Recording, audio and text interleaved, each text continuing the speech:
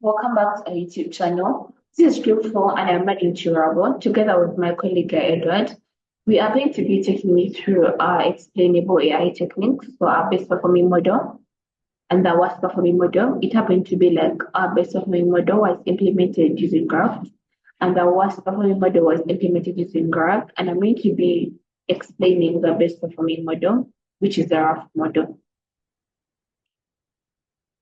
So attention maps and transformers show how much focus each token gets in different layers of the model. High attention weight indicates important words influencing the chatbot response. Then the attention maps are also useful for debugging chatbot behavior and identifying biases. So we have an example of an attention heat map, which shows how different words in the input receive varying attention across layers. And then the brighter areas indicate high attention weights, meaning the chatbot focuses more on those tokens while generating the responses.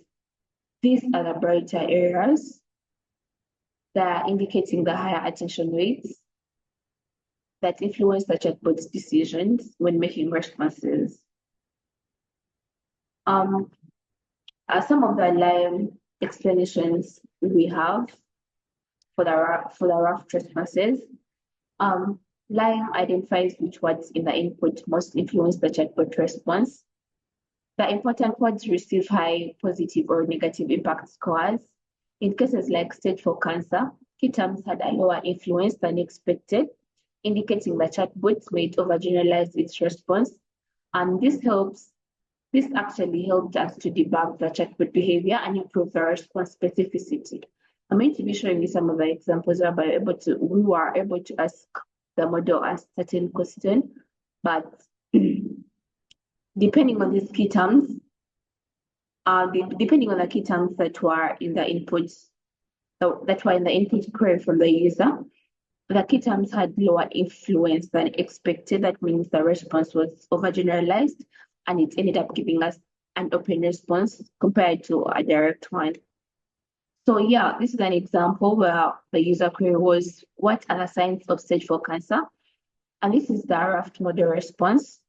The probability of the model responding with a direct response to the user query was only 16% because of the keywords that were in the input user query. And then the probability of this was actually the probability of the model generating a direct response. And this was the probability of the model not the probability of the model not being able to generate a direct response was actually 84%. It was a very big percentage.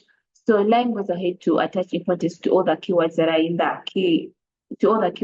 the user query, and then the response depends on that. This is also an example of a previous example that I've given, that depending on the keywords that are in the user query, each of them is attached an importance, and then from that we're able to get a probability of being able to get a direct response. My name is Edward.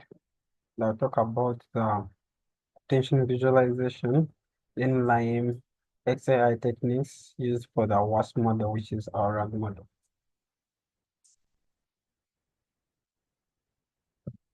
For our RAG model, this is a visualization, which is a heat map that shows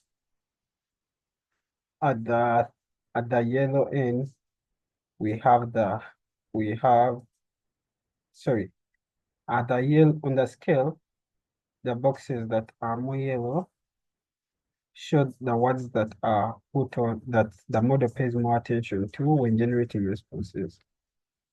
And then at the least scaling, we have the blue boxes or the blue color that we represent the what the model doesn't pay more attention to when generating responses. I know my colleague has talked about this, so I'll only emphasize the fact that the diagonal line shows that the model generates output relative to the inputs as given. Thus we have the diagonal line, and then the outlier orange boxes represent the fact that the model keeps generating information as provides the out. Next, we shall have layer 12. Previously, I've talked about this layer 6, which is the upper layer of the model. Then when we go into the deeper layers of the model, you'll notice that this diagonal line is more defined, and it will actually show us that the model, when it goes into its deeper layers, it's more confident about the output it's giving, and it's more attentive, hence providing more context related to the questions. Next, I'll talk about the line XAI technique. Given a case scenario where someone asks a question, what is the age bracket where cancer is commonest, and provided by the response that was given us by our model, there's a high chance that our model will generate a response compared to not generating. And this is based on the words, what, the, then bracket where is commonest in the question that was asked. Next, we shall have another sample question, which will be, can cancer be inherited? And then the model gives response. And as we see, the highlighted words are the words that the model is going to focus on to generate a target. And according to the numbers, there's a high chance that there's a fair probability that a response will be generated compared to not being generated. So comparing RAG and GRAFT, we shall notice that our RAG model performs better because for fine-tuning, it contextually understands the prompts and provides the exact meanings of what the user wants to get. Then the RAG model is better for naming specific insights like medical or the analysis focusing on sharp and patterns. Then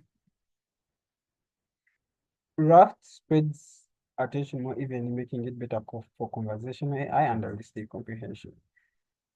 Then the Lime explanation model comparisons. So we are comparing these models according to the Lime XAI technique. We shall find that RAG model leans towards survival-related discussions, but may lack precision and structuring responses because it's not fine-tuned. Then the fine-tuned model, which is GRAFT, will excel in structured medical queries focusing on treatment effects and precise clinical technology.